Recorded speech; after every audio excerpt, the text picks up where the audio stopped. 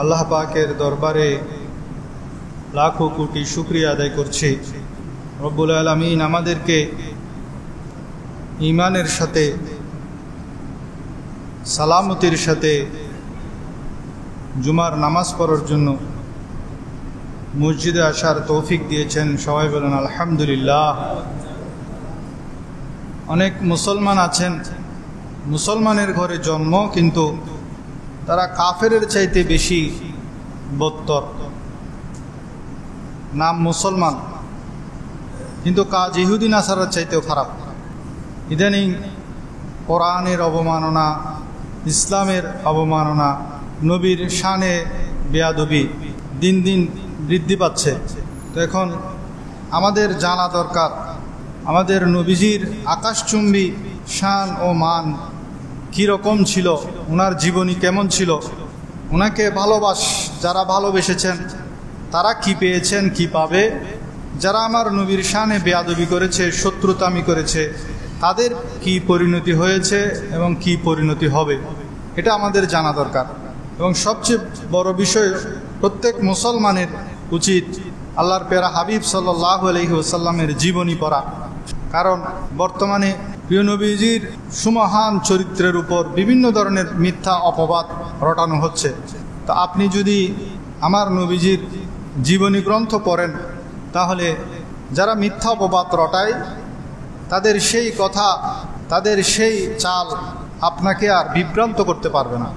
আল্লাহর প্যারা হাবিবের জীবনী গ্রন্থ এটা ঘরে রাখবেন, নিজে পড়বেন, ঘরের ছেলে মেয়ে সবাইকে পড়তে বলবেন।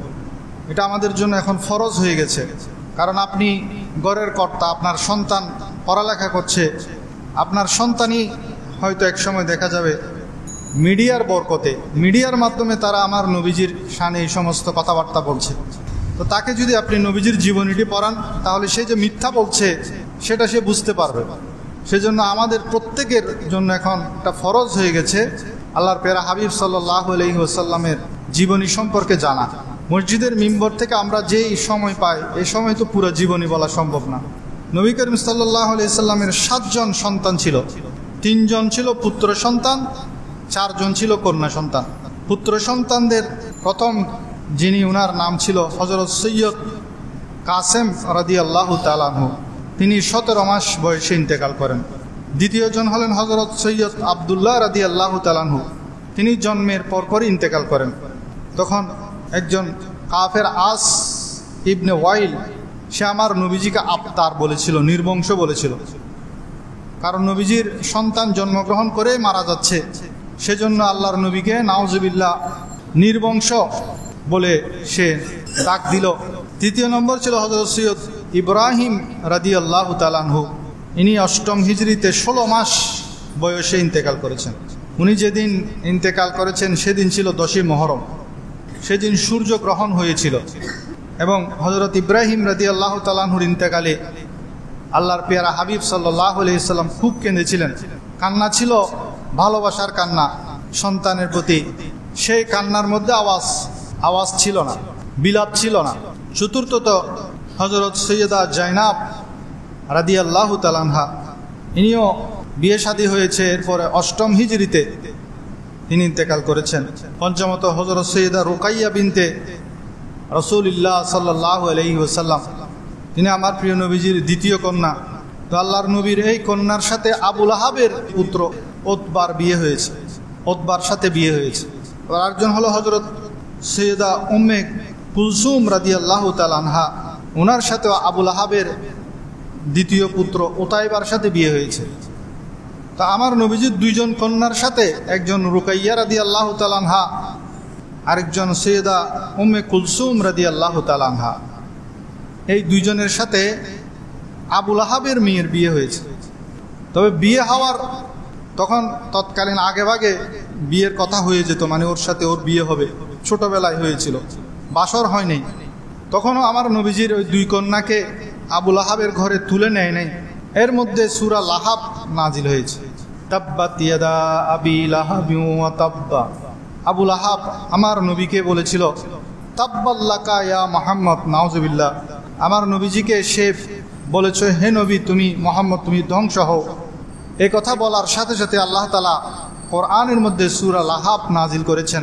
তো নবীর শানে কটাক্ষ করেছে সে একবার, কিন্তু কিয়ামত পর্যন্ত কোটি কোটি ঈমানদাররা যখন কোরআন তেলাওয়াত করে, এই সূরাটি তেলাওয়াতের মাধ্যমে মূলত আবু লাহাবকে লানত করছে। আল্লাহর ভাষায় আবু লাহাবকে ধ্বংস হওয়ার কথা বলছেন। তো নবীর সাথে যারাই বিয়াদবি করেছে তারা ধ্বংস হয়েছে।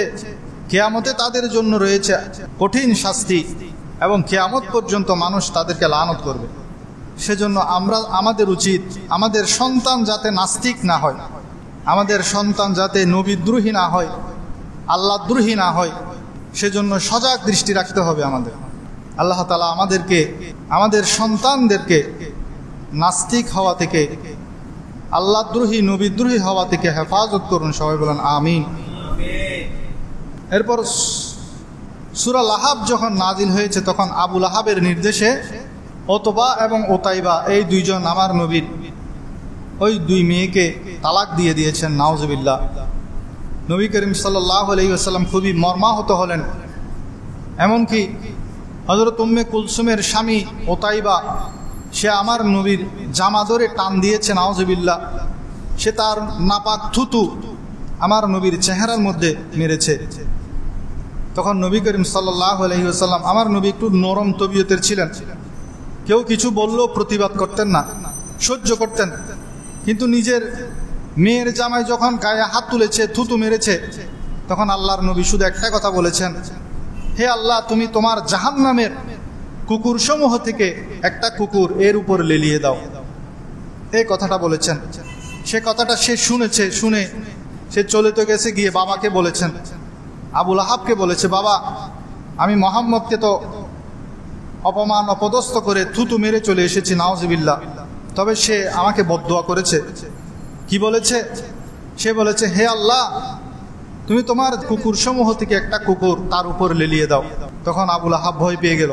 সে যদিও নিজের নেতৃত্ব চলে যাবে, কর্তৃত্ব চলে যাবে, সেই ভয়ে মুহাম্মদ সাল্লাল্লাহু আলাইহি ওয়াসাল্লামকে নবী মানে নাই, কিন্তু সে তো জানে তিনি সত্যিকারের নবী।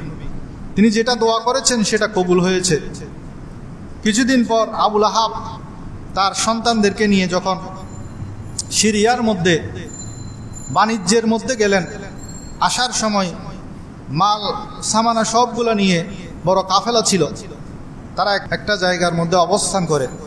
তো সে সবাইকে বলে দিল যে আমার এই ছেলে ওতাইবার জন্য মুহাম্মদ আরবি বদদুয়া করেছে, তোমরা সবাই সতর্ক থাকবে, আমার খুব ভয় লাগে তাকে নিয়ে। তোমরা তোমাদের সমস্ত মালগুলো এক জায়গায় জমা করো, বড় স্তূপ করো, স্তূপের উপর ওতাইবা থাকবে, আমরা চতুর্দিকে ঘুমাবো। সেভাবে সমস্ত মাল সামান এক জায়গায় স্তূপ করা হলো, তার উপরে ওতাইবাকে তুলে দেওয়া হলো। সে রাত্রে সেখানে ঘুমাবে আর চতুর্দিকে অন্যান্যরা ঘুমাবে। কিন্তু রাত্রে একটা হিংস্র প্রাণী এসে সকলের মুখ শুকতে লাগলো। সকলের মুখ শুকে সে কি করে, সে তার শিকার খুঁজে পায় না। শেষে সে এক লাফে উপরে উঠে গেল। উপরে উঠে সে তাকে এমনভাবে হত্যা করলো যে নিচে তারা ঘুমে বেবর, তারা বলতে পারে না। ওতাইবাকে ছিঁড়ে ফেটে তাকে জাহান্নামে পাঠিয়ে দিল। ওরা যখন সকালে উঠে ওতাইবাকে ডাকে, সে আসতেছে না। উপরে উঠে দেখে এই অবস্থা। তো নবীর শানে যারা বেয়াদবি করেছেন, আল্লাহ তাআলা দুনিয়ার জমিনে দেখিয়ে দিয়েছেন তার কি পরিণতি হয়েছে। সেজন্য আমরাও দোয়া করব, হে আল্লাহ, যারা আমার নবীর শানে বেয়াদবি করে, তুমি তাদের উপর তোমার সেই হিংস্র কুকুর, যেটা ওতাইবার উপর তুমি প্রেরণ করেছিলে, সেই হিংস্র কুকুর তার উপর লেলিয়ে দাও। সবাই বলেন আমিন। আল্লাহ তাআলা যেন আমাদেরকে, আমাদের সন্তানদেরকে, আমাদের পরিবার পরিজন, আত্মীয় স্বজনদেরকে, সকল মুসলমানকে নবীর শানে বেয়াদবি থেকে, বেয়াদবি করা থেকে হেফাজত করেন। সবাই বলেন আমিন। এরপর সপ্তম হলেন আমার প্রিয় নবীজির কন্যা হযরত সৈয়দা ফাতেমাতুজ জাহরা রাদিয়াল্লাহু তাআলা আনহা। আল্লাহর প্যারা হাবিব সাল্লাল্লাহু আলাইহি ওয়াসাল্লাম খুব বেশি ভালোবাসতেন ফাতেমা রাদিয়াল্লাহু তাআলা আনহাকে।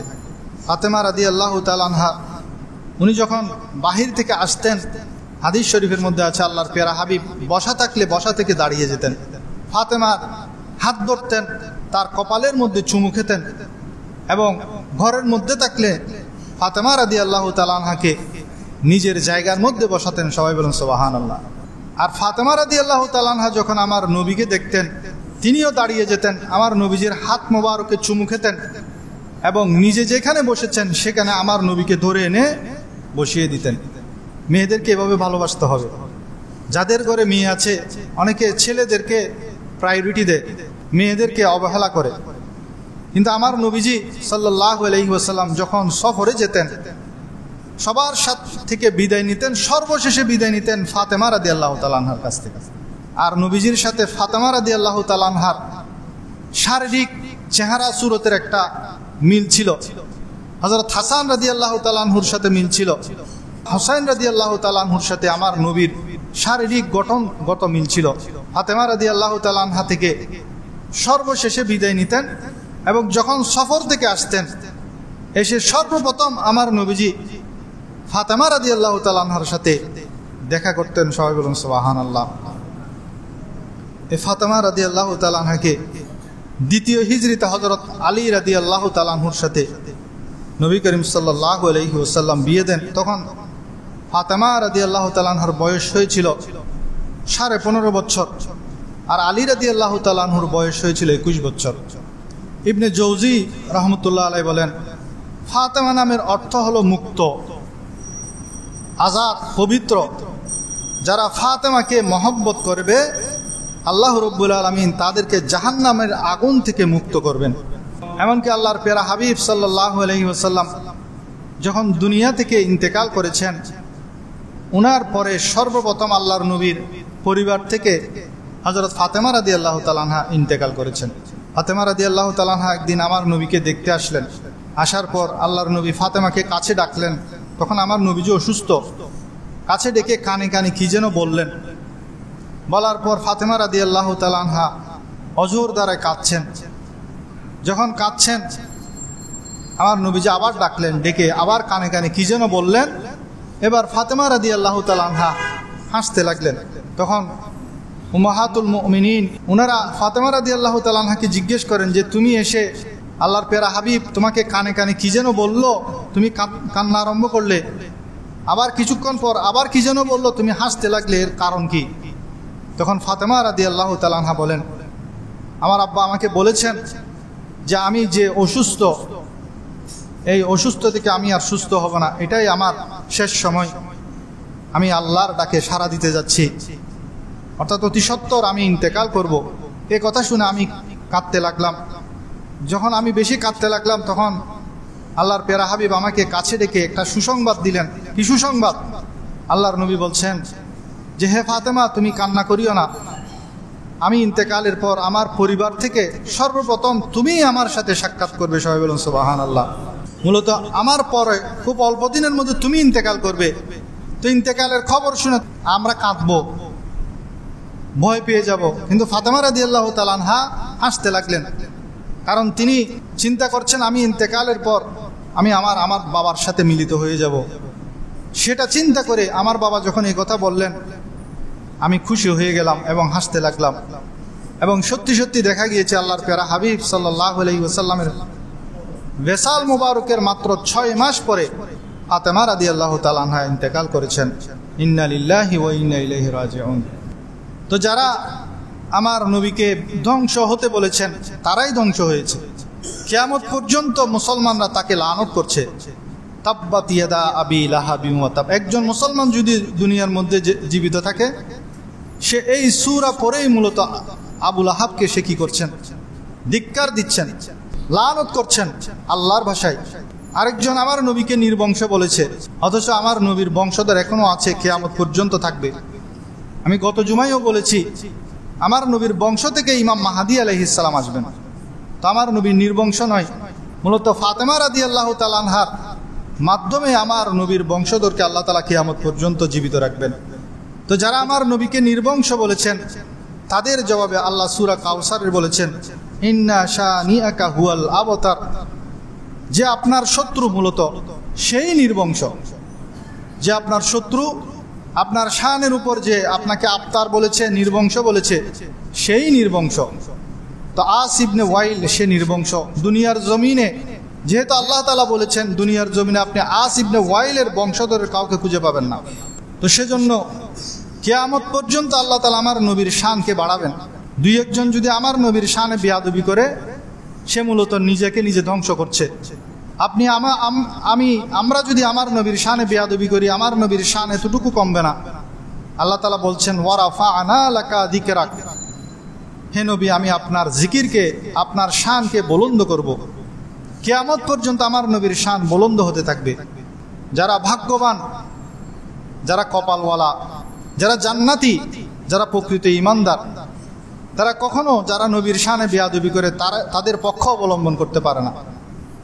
যারা নবীর শানে বেয়াদবি করে, নবীর শানে কটাক্ষ করে, তারা হলো আবু জেহেল, আবু লাহাবের দল, তারা হলো ওলীদ ইবনে মুগীরার দল, তারা হলো আস ইবনে ওয়াইলের দল। ওলীদ বিন মুগীরা সে আরবের একজন ধনাঢ্য ব্যক্তি ছিল। সে নবী করিম সাল্লাল্লাহু আলাইহি ওয়াসাল্লামকে জাদুকর আর পাগল বলেছে, নাউজুবিল্লাহ। আমার নবীকে মিথ্যাবাদী কেউ বলতে পারে নাই। একজন মুসলমানের ব্যাপারে সাহাবায়ে কেরাম জিজ্ঞেস করেছেন, মুসলমান কি গুনাহ করতে পারে, এ গুনাহ করতে পারে?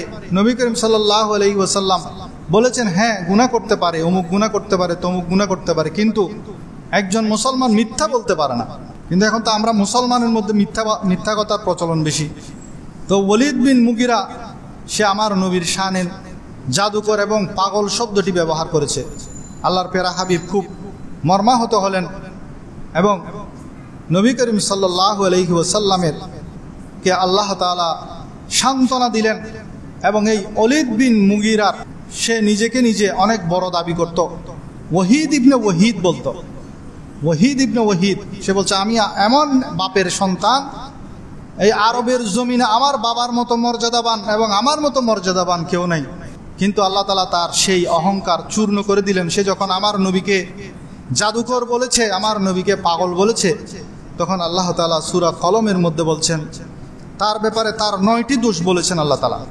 ওয়ালা তুতি কুল্লা খাল্লাফিম মাহিন, সে অধিক শপথ করে, সে লাঞ্ছিত, হাম্মাজিম মাশাইম বিনামিম, সে পশ্চাতে নিন্দা করে, গীবতকারী এবং একের কথা আরেকজনের নিকট গিয়ে লাগিয়ে দেয়। নাম্মাম যাকে বলে, মান্নাইল লিল খায়রি মুতাদিন আসিম, সে ভালো কাজে বাধা দেয়, সীমা লঙ্ঘন করে, আসিম পাপিষ্ট।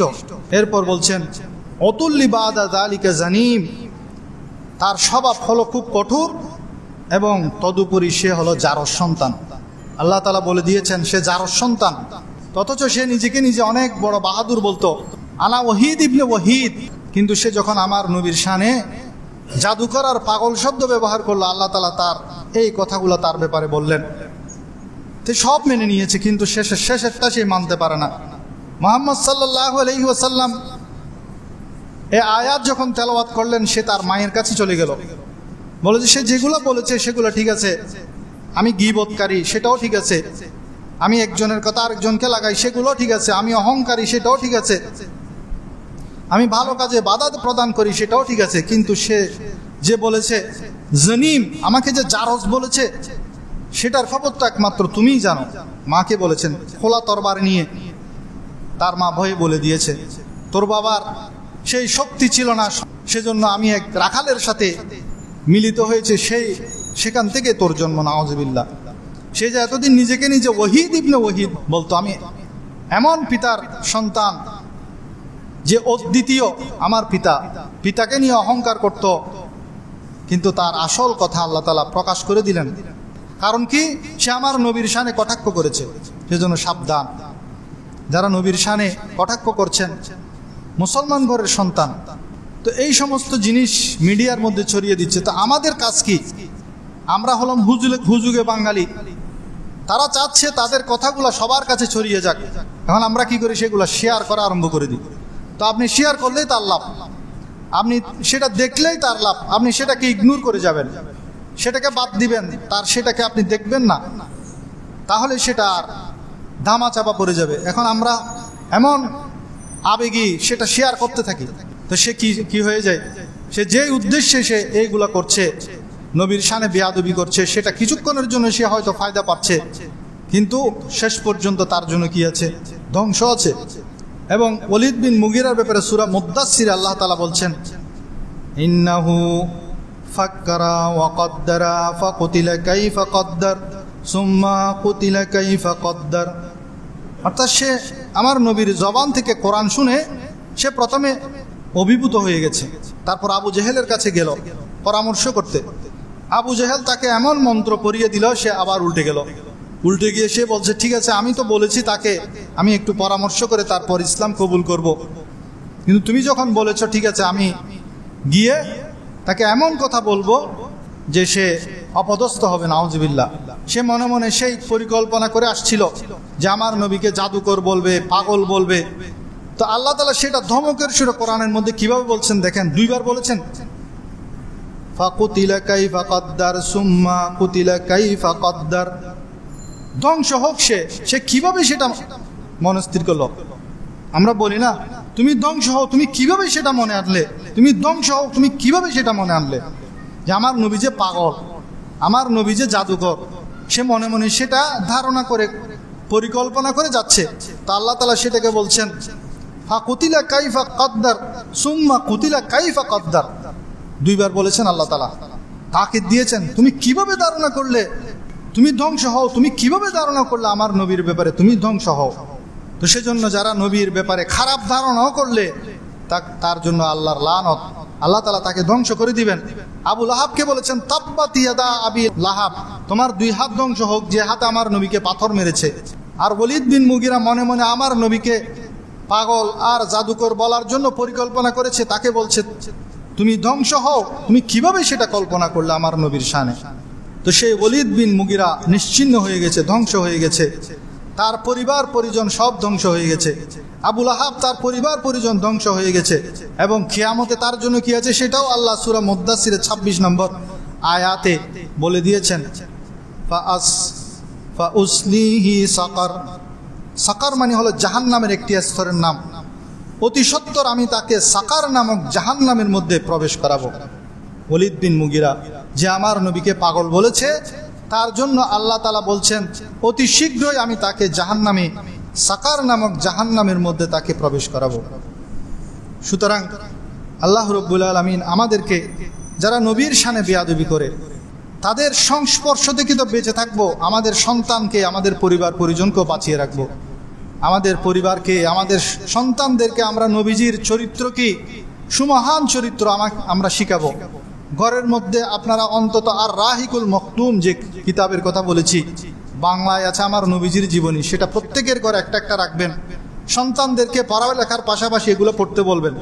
তারা ডিগ্রি অর্জনের জন্য অনেক বড় বড় কিতাব গ্রহণ করে ফেলছে, কিন্তু সবচেয়ে বড় ডিগ্রি যেটা ঈমানের ডিগ্রি, সেখানে তারা ফেল যায়।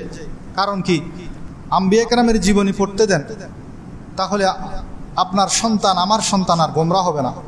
আবু জেহেল এবং তার 6 সঙ্গী আমার নবী সিজদার মধ্যে মক্কাতুল মুকাররমায় সিজদায় গিয়েছিল। সেখানে উতবা ছিল, শাইবা ছিল, উমাইয়া ইবনে খালফ ছিল, উকবা ছিল, আবু জেহেল ছিল। তারা 7 জনে মিলে আমার নবীর কাঁধের উপরে বিশাল এক নারীবুড়ি, উটের নারীবুড়ি তুলে দিয়েছিল। নবী করিম সাল্লাল্লাহু আলাইহি ওয়াসাল্লামের উপর যে জুলুম করেছেন, সেই জুলুমের প্রতিদান তারা বদরের ময়দান পেয়েছেন। এই 7 জন, যে 7 জন আমার নবীর কাঁধের উপর উটের নারীবুড়ি তুলে দিয়েছিল, সবাই বদরের ময়দানে একই কূপের মধ্যে মরে পড়েছিল। এখনো পর্যন্ত বদরের জায়গার মধ্যে তাদের সেই কুয়ার মধ্যে মানুষ গিয়ে পাথর নিক্ষেপ করে, ঘৃণা ভরে পাথর নিক্ষেপ করে। সে আবু জেহেলকে ছোট ছোট 2টা বাচ্চা হত্যা করেছিল, জাহান্নামের দরজায় পৌঁছে দিয়েছিল। তো যারাই আমার নবীর শানে বেয়াদবি করেছে তারাই দুনিয়ার মধ্যে অপদস্থ হয়েছে, লাঞ্ছিত হয়েছে, ধ্বংস হয়েছে। আল্লাহ রাব্বুল আলামিন আমাদেরকে বুঝার এবং আমল করার তৌফিক দান করুন, সবাই বলেন আমিন।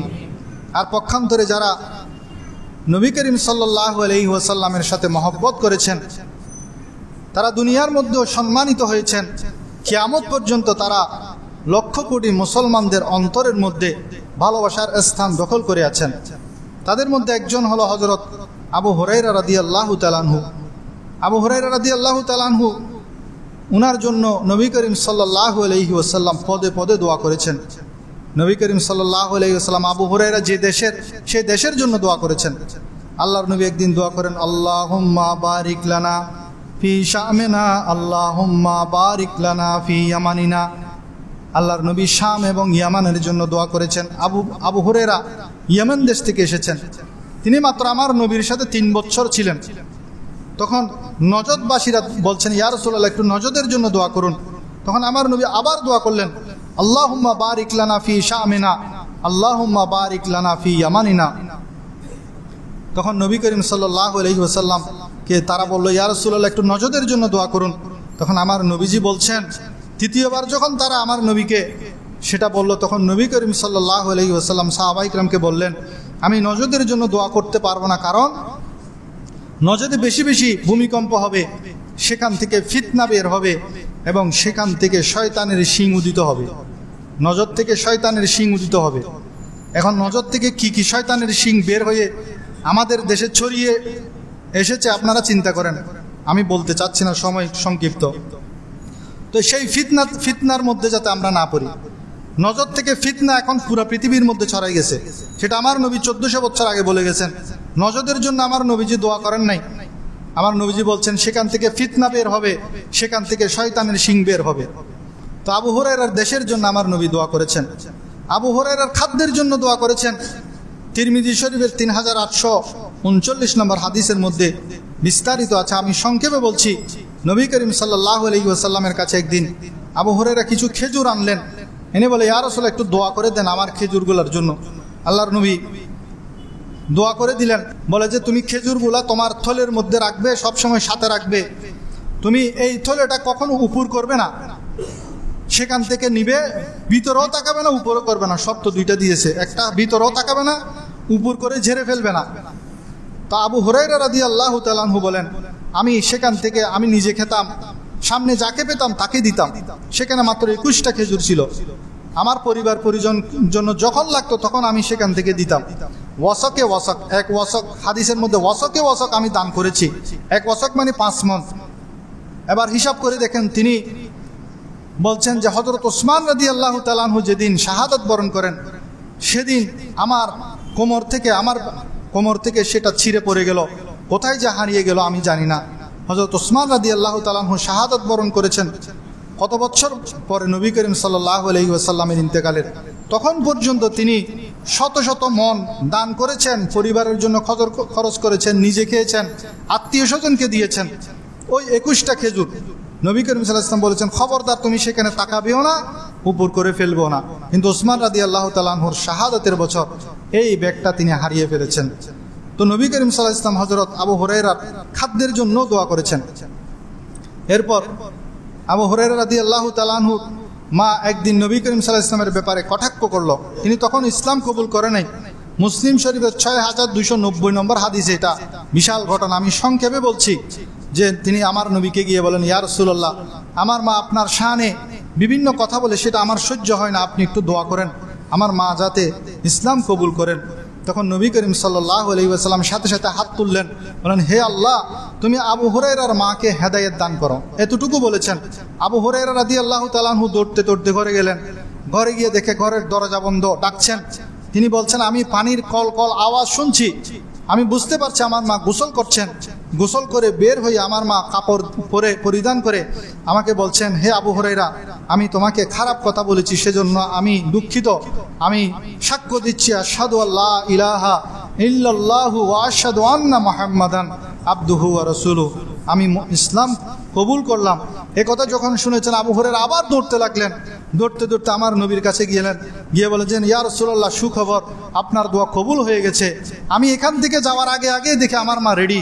আপনার দোয়া, আমি যাওয়ার আগে আপনার দোয়া আরশে পৌঁছে গেছেন, আমার মা ইসলাম কবুল করেছেন, সুখবর। তখন নবী করিম সাল্লাল্লাহু আলাইহি ওয়াসাল্লাম খুবই আনন্দিত হলেন। তা এখানে শেষ না হাদিস। এরপর আবু হুরায়রা বলেন, ইয়া রাসূলুল্লাহ আরেকটা দোয়া। কি দোয়া?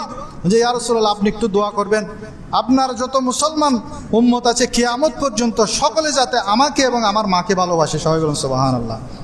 এবং আমি এবং আমার মাও যেন কিয়ামত পর্যন্ত যত মুসলমান আসবে সবাইকে ভালোবাসি। আমার নবী দোয়া করলেন, হে আল্লাহ আবু হুরায়রা এবং আবু হুরায়রার মাকে মার প্রতি সকল মুসলমানের অন্তরে ভালোবাসা পয়দা করে দেন। সেজন্য হাদিস শরীফ যারা পড়েন তাদের অন্তরে আবু হুরায়রা রাদিয়াল্লাহু তাআলা আনহুর প্রতি একটা মহব্বত, কারণ আবু হুরায়রা রাদিয়াল্লাহু তাআলা আনহু 5374টি হাদিস বর্ণনা করেছেন। তিনি যখন এত হাদিস বর্ণনা করেছেন, সাহাবায়ে কেরামরাই বলছেন সে এত অল্প সময় মাত্র 3 বছরে এত বেশি হাদিস কেমনে বর্ণনা করে।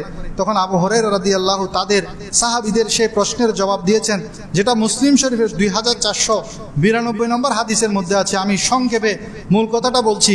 আবু হুরায়রা রাদিয়াল্লাহু তাআলা আনহু বলছেন, আপনারা তো বলেন আমি এত হাদিস কেমনে বলি, এত হাদিস কেমনে মুখস্থ রাখি। আপনারা শুনে রাখুন, আপনারা তো বিভিন্ন কাজে কামে যান, কিন্তু আমি সব সময় আমার নবীর সাথে সাথে থাকি। আমি আসহাবে সুফফার সদস্য, মসজিদে নববী পড়ে থাকি। এবং একদিন নবী করিম সাল্লাল্লাহু আলাইহি ওয়াসাল্লামকে বললাম, ইয়া রাসূলুল্লাহ আপনি যা কিছু বলেন আমি তো ভুলে যাই, আমাকে একটু দোয়া করেন। তখন আমার নবীজি বলেন, তোমার চাদরটা বিছিয়ে দাও। আমি চাদরটা বিছিয়ে দিলাম। নবী করিম সাল্লাল্লাহু আলাইহি ওয়াসাল্লাম এভাবে কি যেন ঢাললেন আমার চাদরের মধ্যে, তারপর আমার চাদরটা দলা মসরা করে আমাকে দিলেন, বলেছেন দাম্মু তোমার এই চাদরটা তোমার বুকের সাথে জড়িয়ে ধরো। আমি জড়িয়ে ধরলাম।